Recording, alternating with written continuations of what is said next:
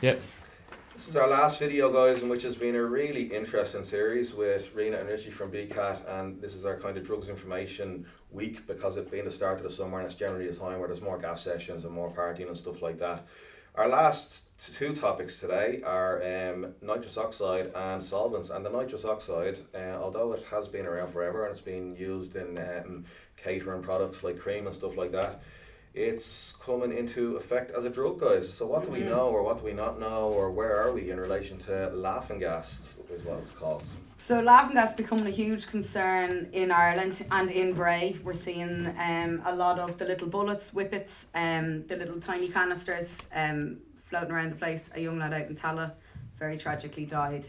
So we'll talk about the effects. So it's technically a sedative dissociative drug, which means, you kind of disassociate with reality very briefly, or you lose, it affects your senses. It's a very quick high, works immediately, lasts 30 to 40 seconds, well, up to a minute they say, but around 40 seconds. It's very, very cheap. We're here and it's kind of €1 per bullet. Nitrous oxide, so it's a gas, and what people tend to do is they get it into a balloon and then they inhale it from the balloon.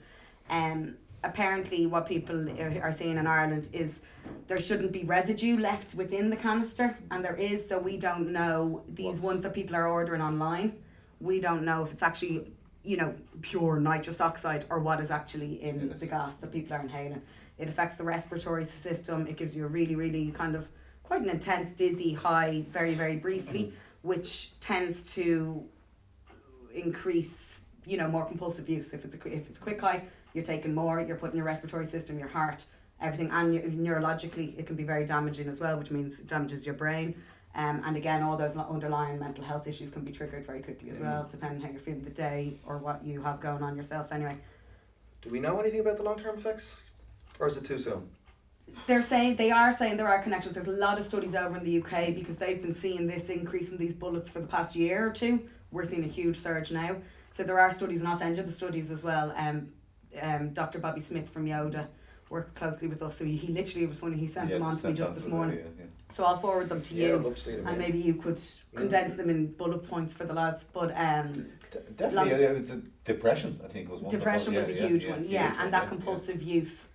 Is that then the question is the psychological dependence. So to keep wanting to get that high again and again and again. But isn't it like we talked about other drugs and how cheap they were? Like if you put laughing gas together with LSD, I mean you're going out with €10 in your pocket and you're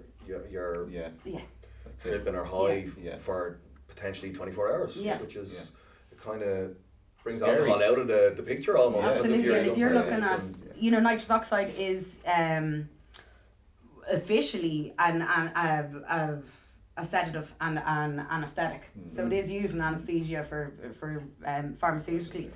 So if you're looking at that and the kind of, depressant sedative, that's affecting your central nervous system. If you're getting weed in there as well, and then you're getting acid and things that are affecting all of your senses, all of your different nervous systems, neurologically as well, what is that doing to you, even that quick high? If you're on LSD and then you're doing these balloons as well, what is that doing to you? Is there a danger, do you reckon, that it's so cheap it'll attract more users very quickly? Well, we're actually hoping the fact that the government will sort of step in there now and they'll ban it, because for something like that to be so readily available is really scary. It is scary. Or like they do with codeine, like with Solvents and stuff, you have to be a certain age, you get questioned when you're buying it. So that's what they're kind of trying to look at in the UK, and we often mirror each other. So to kind of, that you would be over 25 to buy it, and things like that, to try and clamp down on the online sales as well, although very difficult for all drugs.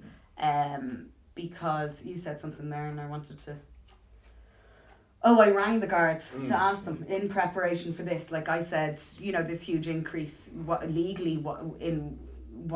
it mean? And the guard I was talking to in Bray Guard Station just kind of said, well, it is legal. So unless we see someone intoxicated, and he sort of laughed, because out of the hopelessness of it, at the moment, he said, unless we see someone that high for those 30 seconds, he said, it's can't. It's impossible to get. And after 30 seconds, now in the UK it is illegal for supply. Right. So if you're found with huge amounts, and I'll clarify that for the next time we chat, or for you. Yeah, absolutely. About supply here. So if you're found with a lot of it on you, I don't know what happens.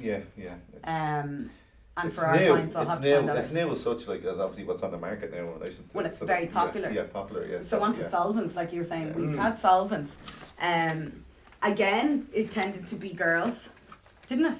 Yeah. With it problematic seems to be, solvent use, yeah. we'd have a few young people who were using it, you know, sporadically. Yeah. And we're talking kind of deodorant cans, we're talking gas, we're talking these sorts of things, glue as well. But that's kind of phased out. I think the youth don't seem to be doing as much now.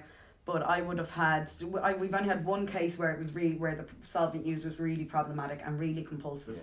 Whereas now, what I'm hearing, you know, from the phone contact with clients at the moment with this nitrous oxide, we're going to see a huge surge in Spike, solvents.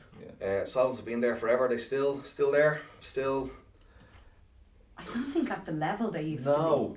be. Like that, No, we've not had one really. person Yeah. I where it think was maybe- problematic and not Mm. a very rare Yeah. thing.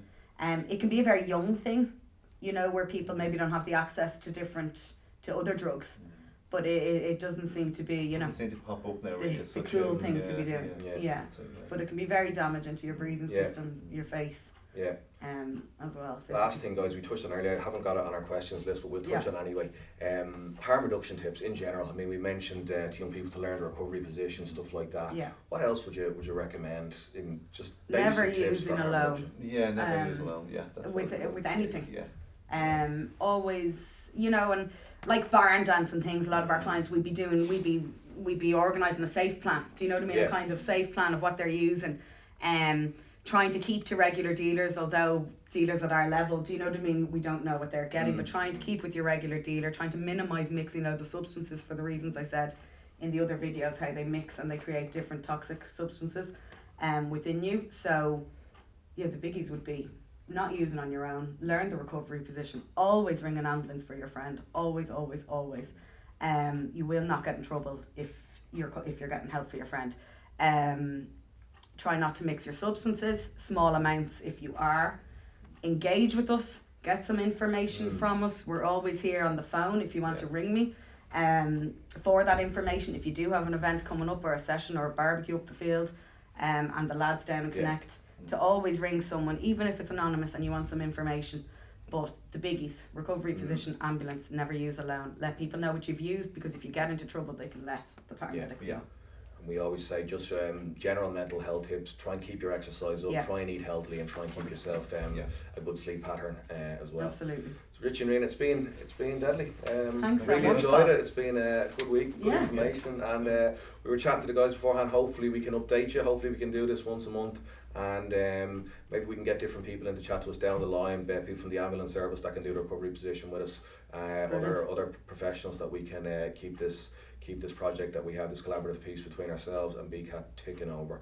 So it's been a deadly week. Thanks a million. And Thanks, guys. any questions you have, get in touch. Do you want to do your info one more time, Yeah, guys? so you can get me on, you can text me even or give me a buzz on 087 606 8595 or my email, or Houlihan, that's RHOLAHAN @bcat.ie. You can get me an email or winter@bcat.ie, or you can get me on the landline. It's 2764692. And for us, where you can find us on Facebook, we're Connect Ballywaltram, Connect South Bray, and Connect Little Bray on Facebook. Any questions you have, guys, get in touch. If we don't have the answer straight away, we will come back to you and we will find it for you. Thanks a million. It's been Thanks, deadly. guys. Richie, really appreciate it. It's been deadly. Thanks, Thanks, guys. Bob. Cheers.